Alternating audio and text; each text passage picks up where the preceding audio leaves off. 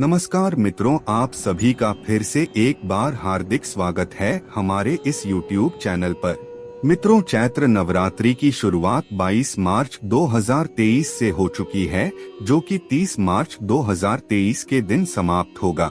धर्म शास्त्रों में विस्तार पूर्वक बताया गया है कि चैत्र नवरात्रि के दौरान माता दुर्गा प्रसन्न मुद्रा में रहती है। अगर ऐसे में माता रानी की थोड़ी सी पूजा साधना कर लेते हैं तो निश्चित रूप से आपको माता रानी जी का आशीर्वाद और वरदान प्राप्त होगा। माता रानी नवरात्रि के 9 दिनों तक धरती में ही भ्रमण करती रहती हैं और अपने भक्तों के घर प्रवेश करती है।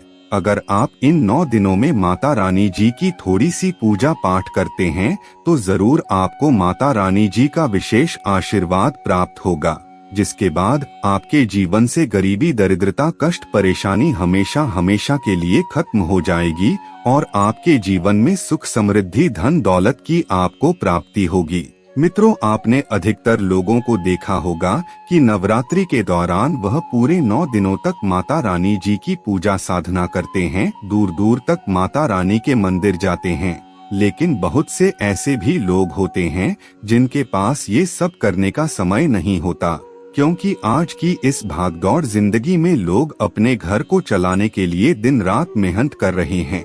इसीलिए हमारे शास्त्रों में व्रत नहीं कर पाने के विकल्प में कुछ ऐसे उपाय बताए गए हैं जिन्हें अगर आप कर लेते हैं तो यकीन मानिए आपको माता दुर्गा जी का वह आशीर्वाद प्राप्त होगा, जिसके बाद आपके जीवन में धन का आगमन तेज गति से होने लगेगा। इसीलिए आज हम आप लोगों को शास्त्रों में बताए गए धनिया के कुछ चमत्कारी उपाय के बारे में बताने वाले हैं, जिसे अगर आप नवरात्रि के चौथे दिन से धनिया के उस उपाय को कर लेते हैं जो हमारे धर्म ग्रंथों में लिखा हुआ है, तो निश्चित रूप से माता जी के आशीर्वाद से आपके जीवन में चारों तरफ से धन खींचा हुआ चला आएगा। आपकी जो भी मनोकामना होगी वह जरूर पूरी हो जाएगी। मित्रों, धनिया एक ऐसी चीज है जो हर घर के किचन में पाया जाता है।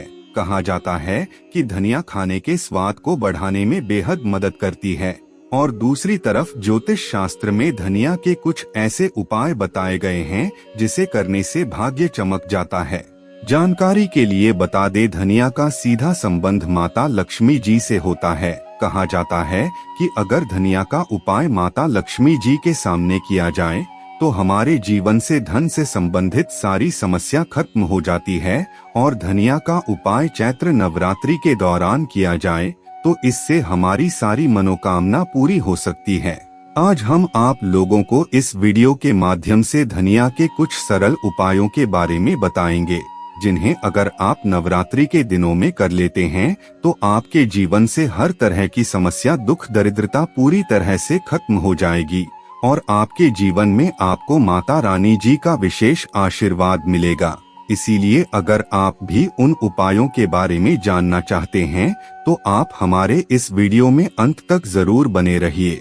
और अगर आप माता रानी जी के सच्चे भक्त हैं तो कमेंट बॉक्स में जय माता रानी जरूर लिखें। मित्रों, वीडियो में आगे बढ़ने से पहले अगर आप पहली बार हमारे चैनल पर आए हैं और अभी तक आपने हमारे चैनल को सब्सक्राइब नहीं किया है तो अभी हमारे चैनल को सब्सक्राइब कर लीजिए, ताकि आपको रोजाना ऐसे ही ज्ञानवर्धक और महत्वपूर्ण जानकारी मिलती रहे। मित्रों, धर्म शास्त्रों के अनुसार धनिया का उपाय कभी भी विफल नहीं जाता। ऐसे में अगर आप नवरात्रि के दौरान धनिया के कुछ चमत्कारी उपायों को पूरी श्रद्धा और भक्ति के साथ कर लेते हैं तो अवश्य ही आपको उसका फल मिलेगा। तो इस वीडियो के माध्यम से हम आपको विस्तार पूर्वक जानकारी देने वाले हैं कि आपको क्या करना है, कैसे करना है। लेकिन इस बात का आपको ध्यान रखना है कि जो उपाय हम आपको बताएंगे वह नवरात्रि के चौथे दिन में करना है या फिर चौथे दिन के बाद भी इस उपाय को कर सकते हैं। इसलिए इस वीडियो में ध्यान से बने रहिए ताकि आपसे कोई गलती ना हो। तो आइए मित्रों, अब उपायों के बारे में जान लेते हैं।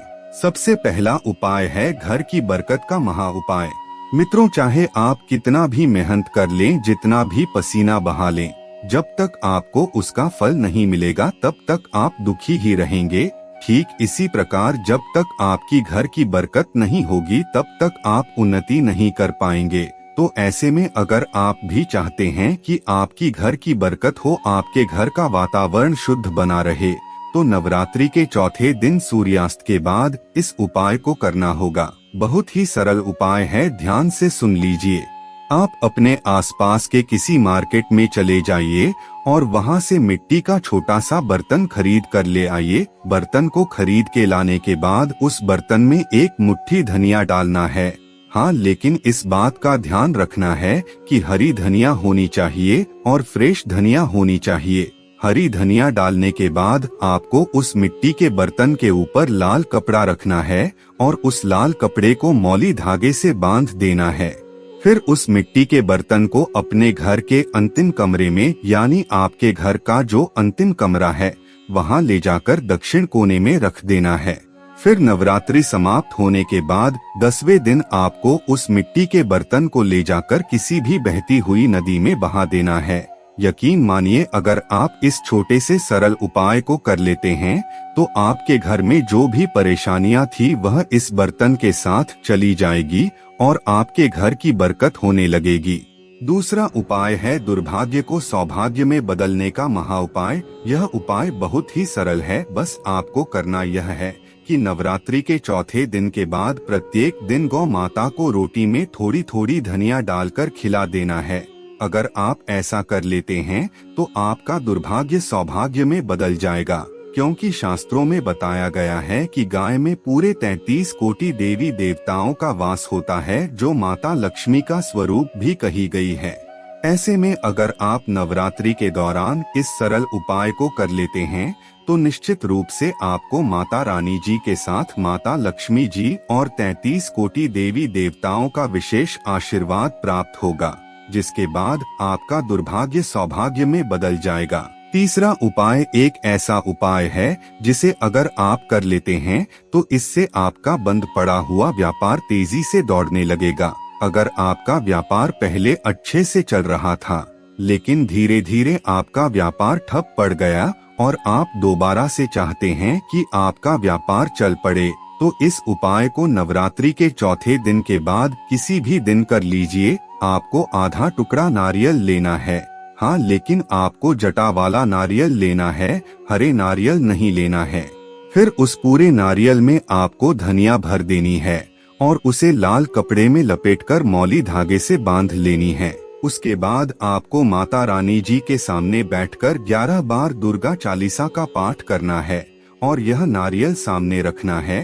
फिर उस नारियल की पोटली को उपाय करने के अगले दिन, यानी इस उपाय को आप जिस दिन करेंगे उसके अगले दिन अपने धन रखने वाले स्थान में रख देना है। यानी जहां से आप पैसों का लेन देन करते हैं वहां पर इसको रख देना है। अगर आप इस उपाय को कर लेते हैं तो माता रानी जी के आशीर्वाद से आपके व्यापार बिजनेस तेज गति से दौड़ने लगेगा। धन आने के सारे रास्ते खुल जाएंगे और आप अपने जीवन में बहुत ज्यादा तरक्की करते हुए नजर आएंगे। चौथी और आखिरी उपाय जो हम आपको बताने जा रहे हैं वह है धन प्राप्ति का सबसे चमत्कारी उपाय। अगर आप इस उपाय को कर लेते हैं तो आपको कभी भी धन से संबंधित समस्या नहीं होगी। चारों तरफ से धन खींचा हुआ चला आएगा, इसीलिए इसे बड़े ध्यान से सुन लीजिए। आपको एक लाल पोटली लेनी है। पोटली में एक मुट्ठी धनिया डालनी है, 21 काली मिर्ची डालना है, 11 लौंग डालना है, 2 कपूर और 1 इलायची डालना है। फिर संध्या के समय लाल वस्त्र का धारण करके माता रानी जी के सामने बैठना है और एक घी का दीपक जलाना है। फिर आपको 101 बार दुर्गा चालीसा का पाठ करना है। उसके बाद उस पोटली को माता रानी जी के चरणों से स्पर्श कराकर अपने धन रखने वाले जगह में, अलमारी में या तिजोरी में रख देना है। अगर आप इतना कर लेते हैं तो यकीन मानिए आपको कभी भी धन से संबंधित समस्या नहीं होगी। धन चारों ओर से खींचा हुआ चला आएगा और आपका जीवन धनधान्य हो जाएगा। मित्रों, आपको हमने जो जो उपाय बताए हैं उन्हें अगर आप पूरे श्रद्धा और विश्वास के साथ करते हैं तो निश्चित रूप से आपको माता रानी का विशेष आशीर्वाद मिलेगा। बस आपको पूरी श्रद्धा और भक्ति के साथ इन उपायों को करना है। मित्रों, आज के वीडियो में बस इतना ही। फिर मिलते हैं किसी नई जानकारी के साथ। तब तक के लिए धन्यवाद।